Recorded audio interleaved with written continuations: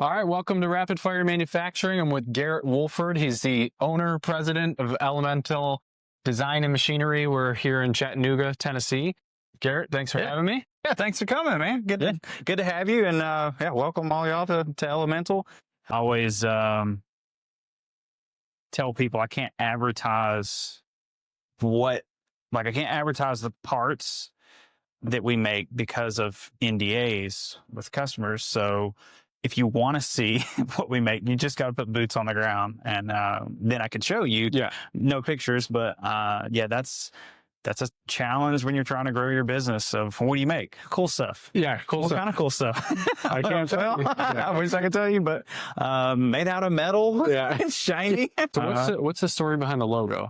Actually, the company name. How did that start? Me and my wife, we really love the outdoors, love camping and taking our kids outdoors and teaching them the love of outdoors. And so that's kind of like we were working with the design team of forming the name, the business, all that. And what do we want to, my first initial was, hey, let's call it Wolf something. Wolford, my last name's Wolford. So let's do something with my name. So this build a legacy on that name. But man, after doing research and listening to their advice, they were like, yeah, just stay away from naming after yourself like that. It's cool. I get it. But you can hit broader markets if we develop a name. So doing SEO optimization search, trying to figure out what hits the hardest out there. Elemental was one of the top of the list of names. And then we just decided, hey, what can we put with it? We wanted to be machine something. And so Elemental Design and Machinery, which was to me was kind of like machinery. Like that means you make machinery.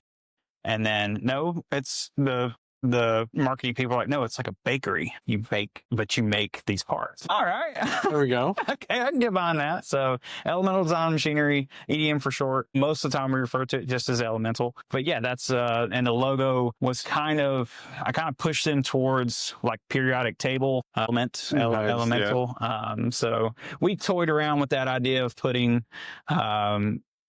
playing on that periodic table of elements but we end up landing on a simple just E-design and roll with that. And we did, we kind of meshed it together. You can see on this hat, we kind of meshed that together and just put the plus on there to bring it together.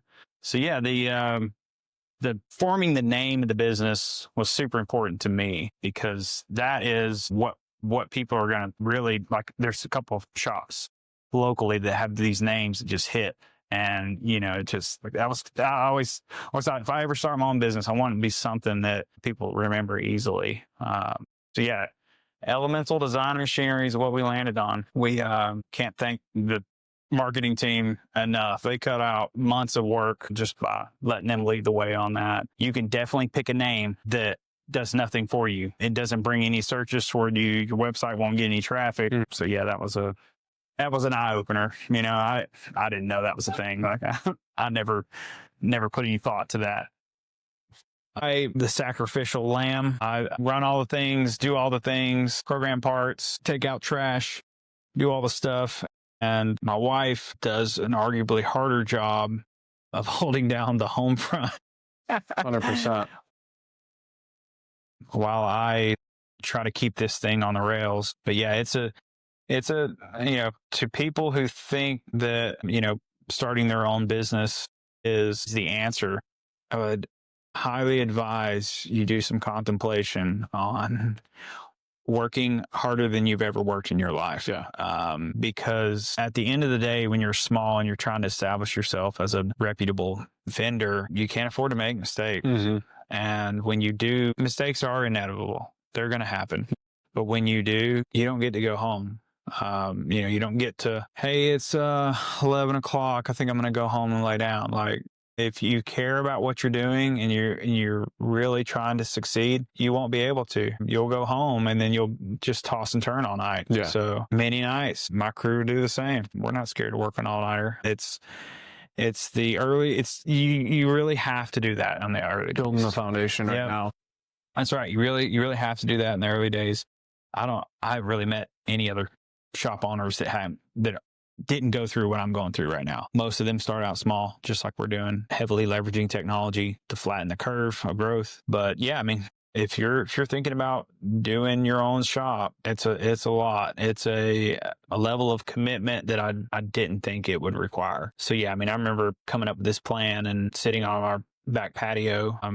Me and my wife chatting about opening the business, and we just thought it would be laid back and we can make our own hours. Oh, we do make our own hours, but it's not, it's not like I can just stop. We take on the workload of larger shops and take on jobs that a larger shop would be doing, but you're small and you're trying to balance everything. You're trying to balance payroll. You're trying to balance net 30 payments coming in. Another thing that was really shocking to me was I just thought the professional world was really timely on their payments. Like everybody would pay their bills right when they're due.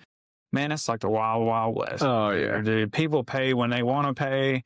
And I remember the first time we were late on a forklift payment, we freaked out. And I'm over there just like, oh my gosh, I forgot to send you this. And so my wife forgot to send you this email. It's our bills due. And she's panicking. I rush, write a check, run over there. We're thinking like, I mean, yeah, we're sorry for being late, but we're thinking like, oh my gosh, this is going to hit our business score. Like, this is going to be terrible. And we go over there and that lady's just laughing. And she's just like, if you only knew, like if we reported, everybody was like, that's all we would do. Yeah, seriously. So that's another thing that I would, two things. First thing being, you got to be willing to sacrifice. Mm-hmm. I'm missing a lot, my family. And with the goal of building something great that can allow me to have that time to be away, to operate remotely. But first I got to build the systems and the business in place. Like I said, you be willing to sacrifice that up front. And then the other thing is you have to be willing to be a bank. Like you got to get your mind over that, because just about every interaction I've had, I have essentially been a bank for that customer. So you get the PO and you've got net 30 between when the invoice is submitted, when you issue the invoice to the customer. So everything's good. You get started on the job. You start planning. 4 weeks later, you're finished up. All 200 pieces are done, boxed up. You ship. From that day, now you think your invoice is out, right? You're gonna get money. 2 weeks later, you get an email and say, "Hey, we just received your parts. They look great." All right. And then next thing you know, the payment's due and it's not paid. And then you wait patiently because, give them their 5-day grace period. And then, you're still not paid. At this point, you're almost at net 60 from when you started. And, say you got $50,000 tied up on this. You were banking to pay bills with that $50,000. So then you finally get the check, the invoice paid. That invoice was paid based on when they accepted your work. So that's something I would really, if you think you want to start a shop, highly encourage to do it. There's a million opportunities out here for small shops. There's so many different avenues you can go down, but make sure that you have a great relationship with your bank. Well, you're not getting your paycheck every 2 weeks. You're literally, it could be 3 months sometimes before you see payment. So you got to have a great line of credit.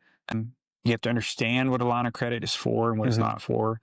And then, if you're starting one and you've got a budget of what you think it's going to cost to start a shop, double it. Double it. Yeah. So like it is a very cash hungry business, where I think a lot of maybe not, but I think a lot of businesses would be easier on your wallet. It's just costs a lot, An end mill can easily cost $300. And are you going to buy one? Like, what is that going to get you? What if that one breaks? Now you're halfway through your order. You have a really strict ship date. the one end mill breaks. You better buy 5 of those. Yeah.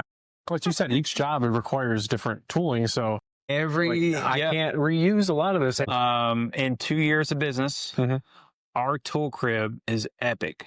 We have an incredible selection of end mills. And it's driven from just, there's no repeat work. We're just seeing all new stuff. Every job gets, hey, we need 5 of these machines, 20 of these, 200 of these, 500 of those, 1 of these, 6 of those. And some tools you can reuse, but a lot of them, you're buying all kinds of different radius tools, ball noses, all kinds of weird little things to make features that, so I think that's every job shop's journey at the beginning is, you get in there, you stick your elbows out and you put your head down and you machine parts. You machine what comes your way. You don't get to pick and choose. We have thrived in supporting larger machine shops. And you have to understand as a business, like they're not just giving you the work to give it to you just because you're friends. Maybe there's shops out there, but it's a business relationship. So you've got to come in, you got to humble yourself, and you've got to come in with margin for both parties. So you got to respect their margin, and then you come in with what you think if you can eke out an existence. Now, I think that's the hard truth of starting a machine shop, is that you're not going to open your doors unless you're from that sector. You're not going to open your doors and have the creme de la creme of the clientele list that's out there. The big companies aren't going to talk to you. They want to see several things. They want to see certs. They want to see technology, and they want to see operational stability. So they want to see, hey, has he been around for 2 years, or has he been around for 5 years? So they're definitely not in 3 months. You're not really having that conversation. So I feel like even, you worked at another shop prior to this, probably totally different than you had this idea and then you start the machine world and you're like, oh my gosh, I didn't think about all this stuff that this shop had to do to get to that point. So it's preparation. Like you said, you have to worry about all the certifications. Like you can't just come into it and. Yeah. And my background is just general manufacturing. So it's not regulated industries. And I've had to learn how to exist in those worlds. So for a lot of shops I hear or know, owners, other startups, they've had that background. Like they worked in a regulated industry. They were in medical machining facility somewhere, and then they took that knowledge and they opened their own business, and the culture from where they were at just kind of followed them there. I did something a little bit more out there. Was I loved technology. I love challenging parts. In general manufacturing, you're not presented with many opportunities to make challenging parts. So I wanted to go to regulated sectors. I wanted to go to medical. That was really my first push, was to be in medical. Okay. And then just how things went down, we ended up going towards aerospace more heavy than medical. No, our first year was really supported by a medical manufacturing company.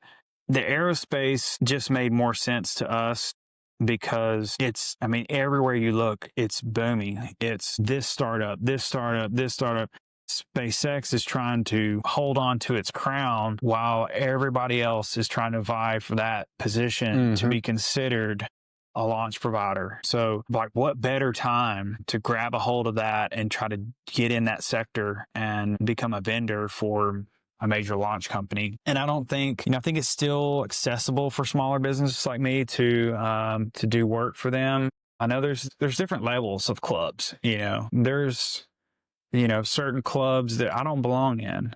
Even though I might be able to have that conversation and get in, there might be companies that are so big that they'll send me an order so large and payable milestones out 1.5 years. I can't do that.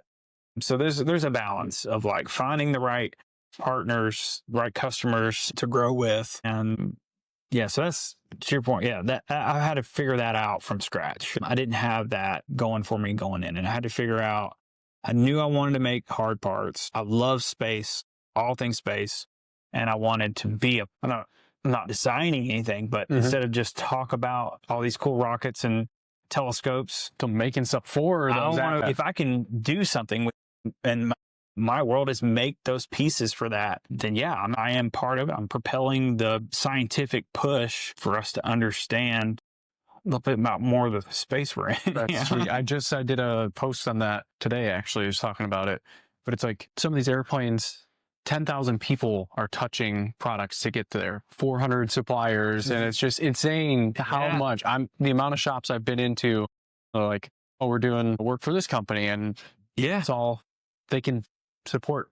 So many different avenues. Like, I saw a really cool thing a while back. I never even thought about it, but the guy's literally machining and repairing aircraft chairs. Like, and then you stop and think, and you're like, every rail that supports a chair is machined out of a billet. Next time you're on a plane, look at it. Yeah. And it's just a billet piece. It doesn't look like a billet anymore, but it gets two sides to every chair. And that's all that guy does. Like, I see that stuff all the time. It blows my mind. Yeah. And that weighed before and the cost. And then this guy, especially in repairing them. Wow. So he's got really expertise welding that he can make it like new, and then he's got machines set up to machine it back to normal. But yeah, I've definitely been coached by some people of like, hey, pick a avenue. Don't just try to be everything for everybody. Yeah. Pick a direction to go in. Build relationships that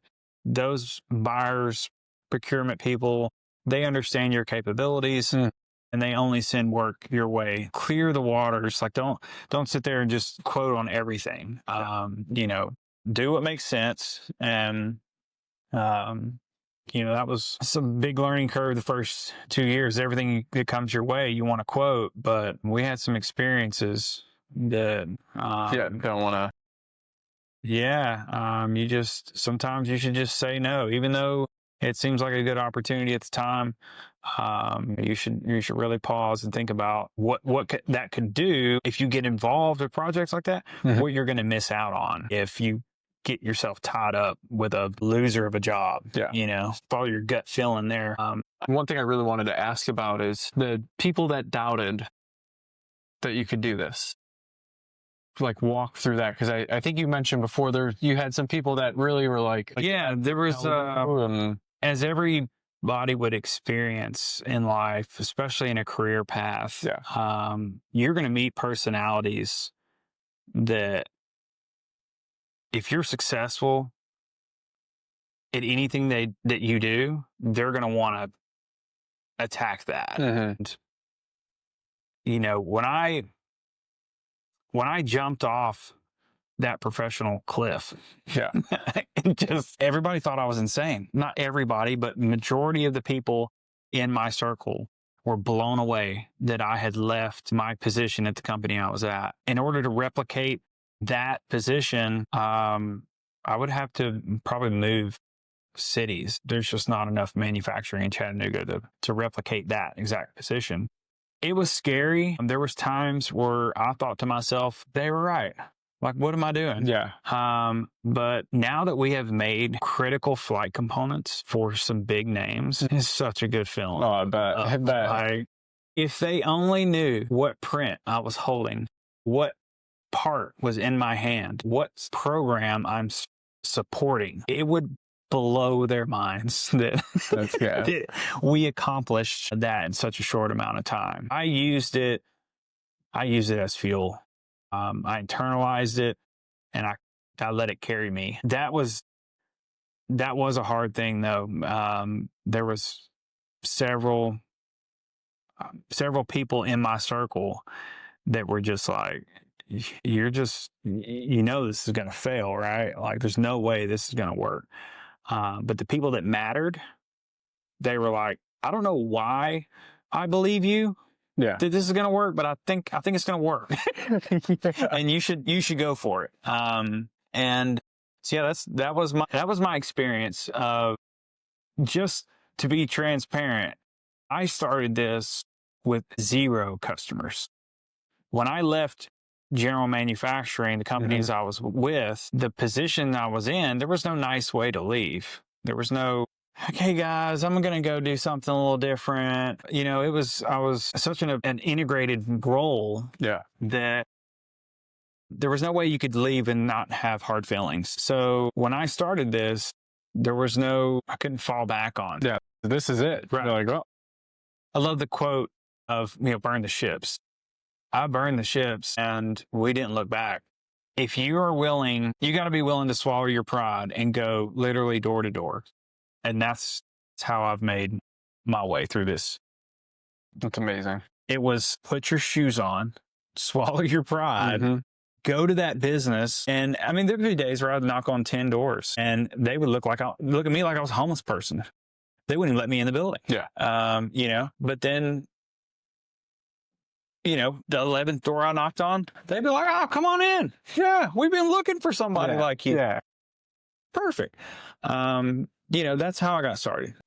I thought my network at the time would just hook me up with all kinds of different business. That didn't really work out. I learned a lot about my network. I learned a lot that there was people that were around me just because there was a lot of money involved. As soon as you move, that money was gone, they had no need for me in their life. So yeah, I mean, it was scary. It was a leap of faith, but I'd been around it enough to know that if anybody has enough will, courage, you can make it happen. Just go to IMTS one year. That's all the proof you need to if all of this is possible, a show like IMTS, if all of that is possible because people are buying end mills, people are buying devices, people are buying machines. There's room, you just need a machine. The whole thing of, well, I need a PO before I buy a machine. You're not going to get a PO without a machine. You just have to go buy the machine. Yeah. I don't know of any shop that can pull that off. Big startups do that, where it's, you've got a collection of, CEOs, CFOs at a big firm, big company. They decide, man, we've been making a killing here. We've been getting paid $500,000 a year in salary for 20 years doing this. Let's do our own thing. Those, yeah, they'll just literally pile their money together, spend $80 million, build a shop, fill it full of machines, and boom, they got work. That's a thing. But for guys like me, I don't have any sales background. I don't have any customers. You got to set it up. You got to make it, you got to advertise it like what you have seen, and hey, people use the outsource. So yeah, that was the goal starting up. That's amazing. Get a machine. I was in the unique position that I can program, I can machine, I can make parts, I can put parts in a box, I can deliver parts, I can do payroll, so when we started, it was just me. I could do all the things with no labor, Yeah, you're working, not paying myself. Yeah, I'm not paying myself. And then, that's a unique thing. A lot of guys I know that run a business, they don't even know how to turn on a machine. Yeah. And they wish they could sometimes, but yeah, I mean, that's helped to start being able to do all that myself. But there has to be a part of you that's willing to not get paid. People might think this is insane. It's year 2, and me and my wife hadn't taken a single penny out of Elemental. So be prepared for that if you want to. Yeah. I just talked with someone who's in VC, but he started off with the machine shop. He built one as well. Okay. But he's in today's day and age, he's it is not recommended. It's recommended to buy something established. So what you're doing is incredibly hard to do. Yeah. So the people that pull it off, hats off, because that's a phenomenal feat to have. And as I see our client list grow, really proud of that. Really proud of developing those relationships and landing those jobs. And it's absolutely the hardest thing I've ever done. But it's easier to me to do it this way than to buy a shop and then have to figure out that culture. This avenue, I established the culture that I wanted to be around from day one. So that was super important to me. And whoever we hire, they fit that culture. And as we're going, we have, me and my wife are technically employees, but we have two employees, and those guys if I even talk about hiring, they're like, who's this guy? They gotta make sure. Yeah, I want to talk to him. Yeah, I mean that makes sense. We're all protective of that. We want to maintain the workplace we have. In this sector, man, there's no place for people that can't get their feelings hurt. You know, you got to be able to take the punches and roll with it, and that's what we got. We got a group of guys that are willing to fight and take their licks and just keep moving. All right, next part, we learn from that and know what we need to do next time. And yeah, it's very special. That would probably be one of the hardest things that I could think to do if you didn't know people. How are you going to staff your place in the beginning? Because they know what we're doing. They're on board. They're like part of the startup. They're sacrificing just alongside me and my wife because they understand that we are going to be very big one day. And it's the vision, right? If you set that vision, everyone's aligned with it. They understand. And if you were to try to just source that, it'd be really challenging. Yeah. I mean, it just being in the machine world, you know, it's like the more it seems, the more talented the person is, the less they're willing to put up with. Yeah. So to find somebody who's willing to put up with a lot of, hey, I need you to set up on this. Actually, no, we're going to do this now. And then, well, that didn't work. Okay, we use this. Well, if we would just buy this, well, I can't buy that. You got to figure it out with what we got. Having that mentality, sharing that mentality is, you can't teach somebody to do that. They just have to be, willing to do that. But yeah, man, it's been an incredible opportunity. Really looking forward to the months to come. We got some really exciting things in the works. Having the 5-axis in is going to allow us to market ourselves to a broader range of parts. Yeah. And not just that, man, it's just even simple parts. We can just knock them out so quick. Not have to worry about tolerancing because I can hold it and spin it and hit all the features and we're good to go. So yeah, that's an exciting thing to think about, that brand new machine sitting there, like all the metal it's going to chew through over for sure over the next couple years. Yeah. For those of you watching, if you're interested, reach out to Garrett. Yeah. LinkedIn, also connect on the website, probably reach out through there. Yeah. Website's best if, you want to connect. We have a contact page you can reach out to, and it's got a spot there for all your files. If you're trying to submit an RFQ, if you want to just keep up to date on what Elemental's up to, we're kind of slow these days on keeping it current, but LinkedIn and Instagram are what we're active on. All right, cool. Yeah, I'm excited. I got some playing cards here, some hats for the wall. Thanks for having me. I appreciate it. I'm super excited to follow your journey and just see your shop grow. That's Thanks, awesome, man. It's gonna be epic. Yeah, we're gonna do some big things here at Elemental, and got a good crew and some good talent in here, and just need to keep plugging away and just keep showing up every day. Awesome, man. Well, I appreciate it.